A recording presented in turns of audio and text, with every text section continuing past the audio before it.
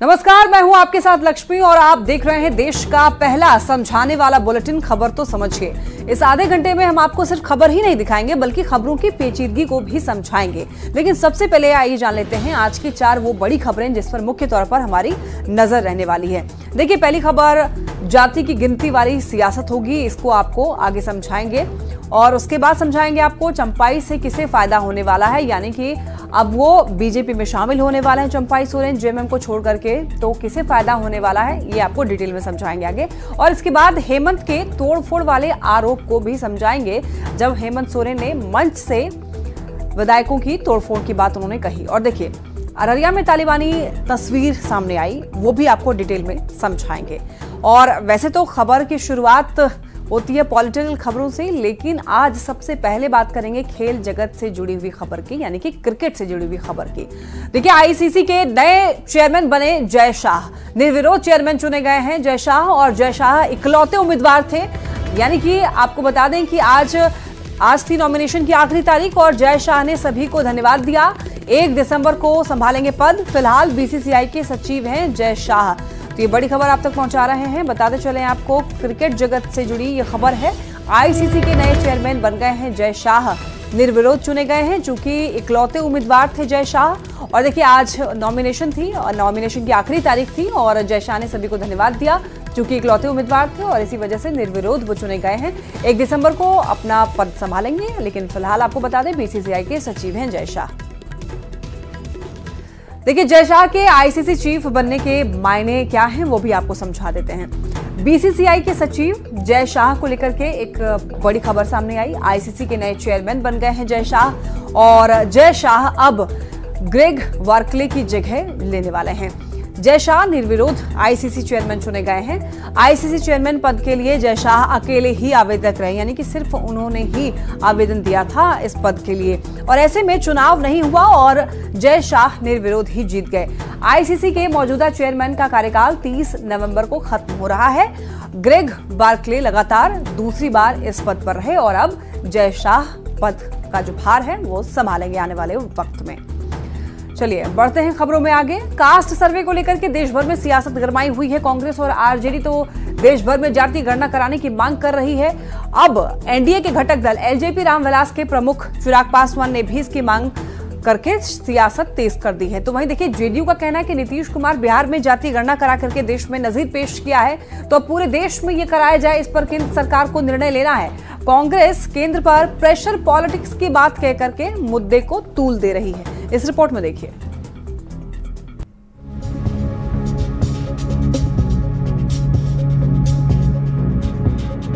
देश भर में जातीय गणना कराए जाने की मांग एक बार फिर से जोर पकड़ने लगी है। एनडीए के सहयोगी एलजेपी रामविलास के प्रमुख चिराग पासवान ने भी इसकी मांग दोहराई है, जिसे लेकर सियासत गर्म है। जेडीयू ने भी स्टैंड साफ करते हुए कहा कि बिहार से इसकी शुरुआत हो चुकी है। अब ये तय केंद्र सरकार को करना है कि पूरे देश में कास्ट सेंसस कब तक कराया जाए। लेकिन उस समय इंडी गठबंधन के लोगों को तो एहसास हुआ नहीं कि नीतीश कुमार जी ने करके दिखा भी दिया। अब स्वाभाविक रूप से यह सवाल कांग्रेस पार्टी भी अब उठा रही है। अब तो बहुत विलंब हो गया। हम लोगों ने चुनाव के पहले ही इस सवाल को उठाया था। अब चिराग पासवान जी ने उठाया तो उनकी पार्टी का अपना नजरिया है, वो उठा सकते हैं। ये तो धन्यवाद माननीय मुख्यमंत्री नीतीश कुमार को है कि उन्होंने सबसे पहले इस मुद्दे को उठाया कि जातीय जनगणना जो पूरे देश में होना चाहिए। बिहार से शुरू किया उन्होंने और पूरे देश में होना चाहिए। मांग तो उनका है ही और चिराग जी ने मांगा है तो सही है, हम लोग उसको सपोर्ट करते हैं। कास्ट सेंसस को लेकर बिहार कांग्रेस अध्यक्ष अखिलेश सिंह ने कहा कि केंद्रीय मंत्री चिराग पासवान को केंद्र सरकार पर प्रेशर बनाना चाहिए ताकि जातियों की स्थिति की सही जानकारी लोगों को मिल सके। हम धन्यवाद देते हैं कि उन्होंने सही बात कहा और इसके लिए उनको भारत सरकार पर प्रेशर बनाना चाहिए। राहुल गांधी और तेजस्वी यादव लगातार केंद्र सरकार से जातीय गणना कराने की मांग कर रहे हैं। इन सब के बीच अब एनडीए के सहयोगी दल भी कास्ट सर्वे कराए जाने की बात सार्वजनिक तौर पर रख रहे हैं। ऐसे में इस साल 4 राज्यों में होने वाले विधानसभा चुनाव के दौरान कास्ट वाली सियासत जोर पकड़ सकती है। न्यूज़ 18 के लिए पटना से धर्मेंद्र कुमार, संजय कुमार और शैलेंद्र की रिपोर्ट। आइए अब जाति की गिनती वाली सियासत को भी समझ लीजिए। देखिए, केंद्र की एनडीए सरकार पर दबाव की सियासत है ये। विपक्ष के साथ ही सहयोगी की भी मांग है। चिराग पासवान ने कास्ट सर्वे की मांग की। राहुल गांधी, तेजस्वी यादव लगातार इसकी मांग कर रहे हैं। और इसी साल देखिए, चूंकि 4 राज्यों में चुनाव होना है और चुनाव के बीच एक बार फिर जाति का मुद्दा गर्म है। विपक्ष जातियों को लेकर के गणना की मांग कर रहा है और एनडीए ने कांग्रेस शासित राज्यों में कास्ट सर्वे कराने को कहा। तो बिहार में सबसे पहले जाति गणना कराई गई। मुख्यमंत्री नीतीश कुमार ने ही जाति गणना कराई है बिहार में सबसे पहले। जेडीयू के नेता लगातार नीतीश का नाम ले रहे हैं और सबसे पहले कास्ट सर्वे कराने का दावा भी कर रहे हैं। और चुनाव से पहले कास्ट सर्वे का मुद्दा इसलिए भी गर्म है। इधर चिराग पासवान ने भी कास्ट सर्वे को लेकर के बात कह दी है। इसी वजह से अब ये मुद्दा काफी ज्यादा बढ़ चुका है। इस पर काफी ज्यादा राजनीति हो रही है। बढ़ते खबरों में आगे और बात करते हैं झारखंड की। झारखंड में जारी सियासी उठापटक के बीच चंपाई सोरेन का बीजेपी में जाने का ऐलान के साथ ही पूर्व सीएम को लेकर पिछले कुछ दिनों से चला आ रहा सस्पेंस खत्म हो चुका है। मंगलवार को दिल्ली में चंपाई सोरेन ने साफ कह दिया है कि वो बीजेपी में जा रहे हैं। प्रधानमंत्री मोदी पर उन्हें काफी भरोसा है, ये भी उन्होंने कहा। वैसे चंपाई के पाला बदलने को लेकर के सियासत काफी तेज है। देश का प्रधानमंत्री, माननीय प्रधानमंत्री का उनका विश्वास, उनका ऊपर विश्वास किया। गृह मंत्री अमित शाह के ऊपर विश्वास हमारा बढ़ गया।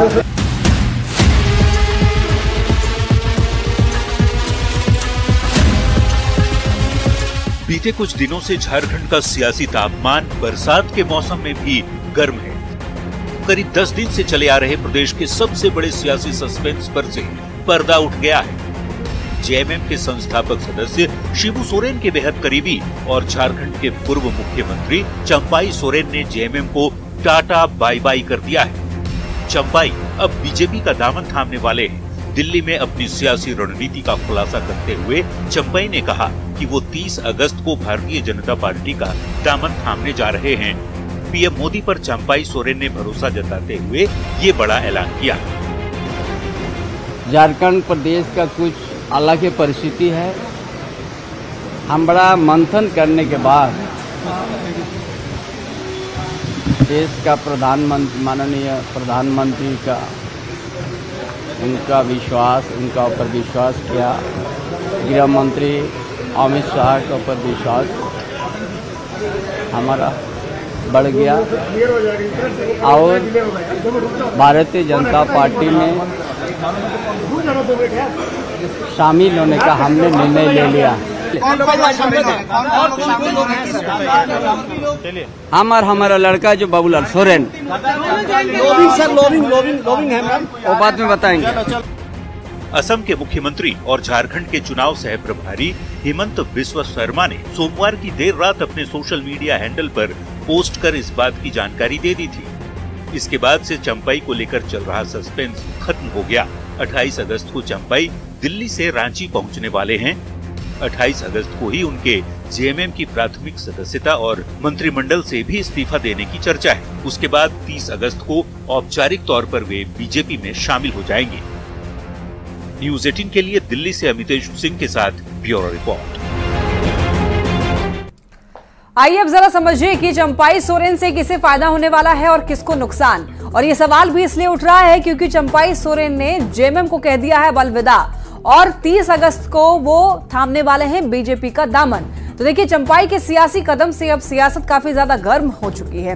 बीजेपी के साथ चंपाई के होने से खलबली मची हुई है। झारखंड में इसी साल चुनाव होना है और चुनाव से ठीक पहले चंपाई सोरेन का बीजेपी में चले जाना ये एक बहुत गर्म करने वाला मुद्दा है सियासत के लिए। चंपाई कोल्हान के टाइगर माने जाते हैं और देखिए, चुनाव में चंपाई से बीजेपी को उम्मीद है।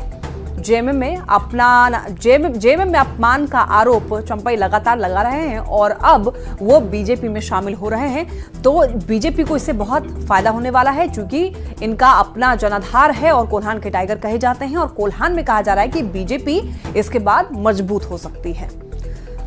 बढ़ते हैं खबरों में आगे। चंपाई सोरेन के बीजेपी में जाने को लेकर के मुख्यमंत्री हेमंत सोरेन ने बीजेपी पर निशाना साधा है। दुमका के एक कार्यक्रम में हेमंत सोरेन ने कहा कि बीजेपी के लोग सरकार तोड़ो, विधायक तोड़ो अभियान में लगे हुए हैं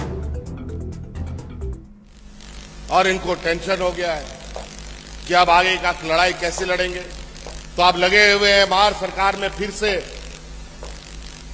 सरकार तोड़ो अभियान, विधायक तोड़ो अभियान। अभी लोकसभा चुनाव में भी यही तमाशा किया था इन लोगों ने, पूरा देश के लोगों को बेवकूफ बनाने का काम किया, हिंदू मुस्लिम सिख ईसाई करने का इन लोग का जो फॉर्मूला है। इनके सभी नेता जैसे भजन कीर्तन करते हैं वैसे ही हिंदू मुस्लिम सिख ईसाई अगड़ा पिछड़ा आदिवासी दलित यही करता रहा इन लोग, और नतीजा ये हुआ कि लोकसभा चुनाव में भगवान श्री राम ने यही भाजपा के लोगों को इतना बड़ा आईना दिखा दिया। हेमंत सोरेन के तोड़फोड़ वाले आरोप को भी जरा समझ लीजिए। देखिए, झारखंड के सीएम ने बीजेपी पर गंभीर आरोप लगाए हैं पार्टी को तोड़ने का आरोप बीजेपी पर लगाया गया है हेमंत सोरेन के द्वारा। और देखिए, चंपाई सोरेन के बीजेपी में जाने को लेकर के तंज बेकसा, सरकार तोड़ने तक का आरोप हेमंत सोरेन ने लगाया। चुनाव से पहले हेमंत सोरेन के लिए ये बहुत बड़ा झटका है। लंबे वक्त तक चंपाई सोरेन जेएमएम की पिलर बनकर रहे और सबसे ज्यादा भरोसेमंद थे चंपाई सोरेन। इसी वजह से जब जेल जा रहे थे हेमंत सोरेन तो फिर चंपाई सोरेन को यह जिम्मा दिया गया, उनको मुख्यमंत्री बनाया। हेमंत के जेल जाने पर चंपाई सोरेन सीएम बनाए गए और देखिए, जेल से छूटते ही हेमंत एक बार फिर से सीएम बन गए और इसके बाद से ही शुरू हुई बदलाव की कहानी। बढ़ते खबरों में आगे तो दिल्ली में देखिए, अमित से मुलाकात और फिर हेमंत बिस्वा शर्मा के एक्स पर पोस्ट से ये साफ हो गया कि कुल्हान का टाइगर यानी कि चंपाई सोरेन 30 अगस्त को आधिकारिक रूप से बीजेपी में शामिल हो जाएंगे। इस एक घटनाक्रम ने प्रदेश की सियासत को पूरी तरीके से एक नई दिशा दे दी है। झारखंड की सियासत में चंपाई की इस नई पारी से किसे फायदा होगा और किसको होगा नुकसान, इसको लेकर के अब चर्चा भी शुरू हो चुकी है। इस रिपोर्ट में देखिए। संन्यास हम बनेंगे या संगठन को बनाएंगे या उसी रास्ते में अगर अच्छा दोस्त मिलेगा तो हम दोस्ती करेंगे। चुनावी मुहाने पर खड़े झारखंड में उपजे सियासी उथल पुथल ने देश की राजनीति में कई सवालों के जन्म के साथ एक नए तरह की चर्चाओं को तेज कर दिया है। और इस चर्चा के केंद्र में है सूबे के पूर्व सीएम चंपाई सोरेन। और सवाल है कि कुल्हान टाइगर के हाथों में बीजेपी का कमल आने से जेएमएम को कितना नुकसान होगा और बीजेपी को कितना फायदा होगा। जेएमएम से राजनीति की शुरुआत करने वाले चंपाई सोरेन शिबू सोरेन के सबसे भरोसेमंद नेता माने जाते थे। यही वजह है कि हेमंत सोरेन के जेल जाने के बाद चंपाई सोरेन के हाथों में सत्ता की बागडोर सौंप दी। लेकिन अब परिस्थितियां बदल गई हैं। हेमंत सोरेन के जेल से आने के बाद जिस तरह से चंपाई सोरेन के हाथों से सत्ता की चाबी छीनी गई, उसने उनके स्वाभिमान को जब ठेस पहुंचाया तो कुल्हान के टाइगर ने बगावत के बिगुल बजा दिए। चुनाव से ठीक पहले तीर धनुष का साथ छोड़ प्रदेश में कमल खिलाने की ठान ली। लेकिन सवाल ये कि क्या चंपाई सोरेन बीजेपी के लिए हुक्म का इक्का साबित होंगे? चंपाई से बीजेपी को कितना फायदा? चुनाव में मजबूती मिलेगी? आदिवासी सेंटीमेंट का फायदा मिलेगा? वोट शेयर में इजाफा हो सकता है? कुल्हान में पार्टी मजबूत होगी? चंपाई सोरेन झारखंड की राजनीति में एक बड़ा नाम है, जिसका एक तरफ जहां बीजेपी को फायदा मिलेगा तो दूसरी तरफ जेएमएम को नुकसान की आशंका जताई जा रही है। जेएमएम को कितना नुकसान? बगावत से चुनाव पर असर पड़ेगा? आदिवासी सेंटीमेंट को झटका? आदिवासी वोट बैंक में बिखराव? कुल्हान में पार्टी को नुकसान? जेएमएम नेता और खुद पार्टी प्रमुख चंपाई सोरेन की इस ताकत को अच्छे से समझते हैं। यही वजह है कि बगावत की खबरों और बीजेपी नेताओं से मुलाकात के बाद भी जेएमएम शीर्ष नेतृत्व और खुद कल्पना सोरेन उन्हें अपना अभिभावक बताती रही। चंपाई सोरेन क्यों बीजेपी और जेएमएम के लिए इतने अहम है, इसे भी समझ लीजिए। चंपाई सोरेन की ताकत झारखंड आंदोलन के लिए पढ़ाई छोड़ दी। आंदोलन से उन्हें एक नई पहचान मिली। 1991 में पहली बार सरायकेला से निर्दलीय विधायक बने।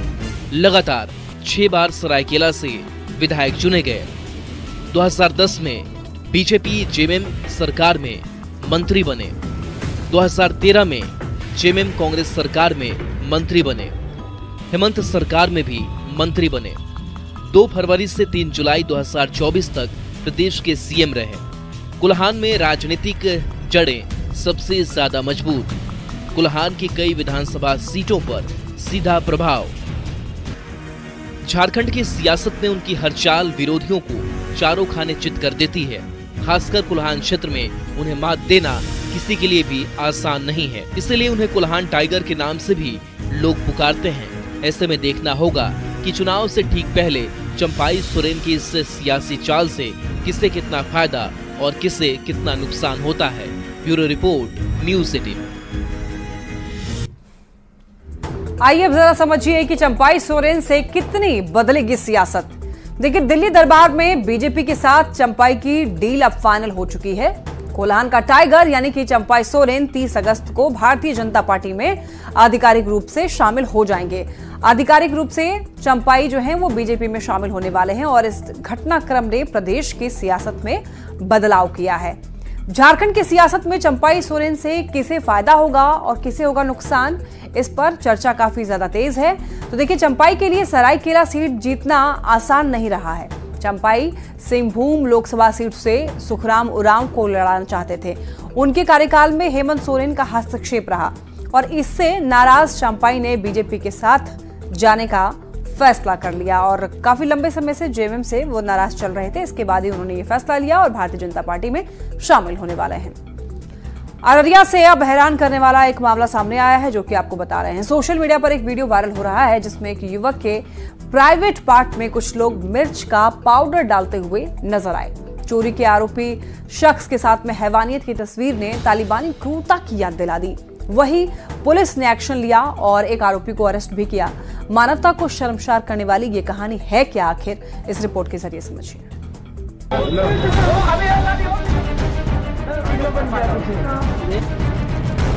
अररिया में मानवता को शर्मसार करने वाला एक मामला सामने आया है। कुछ लोग एक युवक को चोरी के आरोप में पकड़कर उसकी जमकर पिटाई करते नजर आए। यही नहीं, आरोपी को रस्सी से बांधकर उसके प्राइवेट पार्ट में मिर्च पाउडर डाला गया।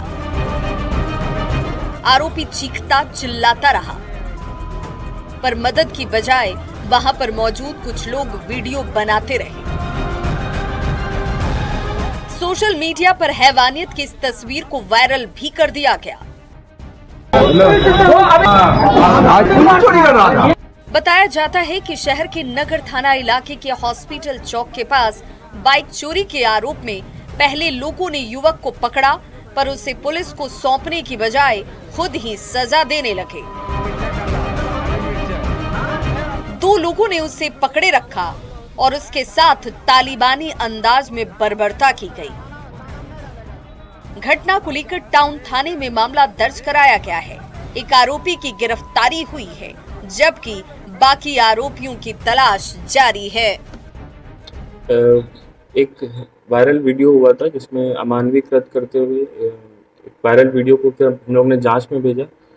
जांच के उपरांत पाया गया कि वो अररिया थाना अंतर्गत इस्लाम नगर का है और उसके बाद हम लोग ने कांड दर्ज करते हुए उसमें तुरंत अरेस्टिंग करी है और बाकी जो अभियुक्त है उनकी हम लोग पहचान करके उसमें भी अरेस्टिंग करेंगे। अररिया की ये तस्वीर आपको विचलित कर सकती है। चोरी के आरोपी से ऐसी हैवानियत पर कई सवाल खड़े हो रहे हैं। सवाल ये कि बाइक चोरी के आरोपी से बर्बरता क्यों? पुलिस को सौंपने के बजाय कानून को हाथ में क्यों लिया गया? सरेआम तालिबानी अंदाज में ये क्रूरता क्यों? सभी आरोपियों की गिरफ्तारी कब होगी? पुलिस ने जल्द सभी आरोपियों की गिरफ्तारी का दावा किया है, पर ऐसी तस्वीरें समाज के लिए काले धब्बे से कम नहीं। न्यूज़ 18 के लिए अररिया से सतीश कुमार की रिपोर्ट। और देखिए, अररिया में ये इस घटना को आपको डिटेल में समझाते हैं। देखिए, सरेआम दरअसल होता क्या है कि एक चोर की पिटाई की जाती है।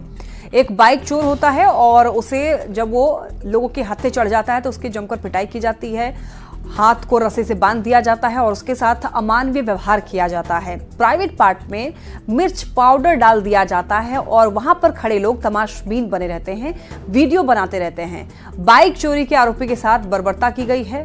पुलिस को सौंपने की बजाय हाथ में कानून को लिया है लोगों ने और मानवीय संवेदना को ताक पर रख दिया है। और ऐसे हालात पर विपक्ष जो है सरकार पर हमलावर है। वहां पर खड़े जितने भी लोग थे, लोग वीडियो बना रहे थे और ये कह रहे थे कि पुलिस के हवाले नहीं करना है क्योंकि पुलिस कुछ नहीं करेगी, छूट जाएगा वहां से। तो वहां पर जो लोग मौजूद थे उन्होंने मिर्च पाउडर प्राइवेट पार्ट में डाल दिया। और इसी के साथ इस बुलेटिन में फिलहाल के लिए इतना ही। तमाम खबरों के लिए आप देखते रहिए न्यूज़ 18।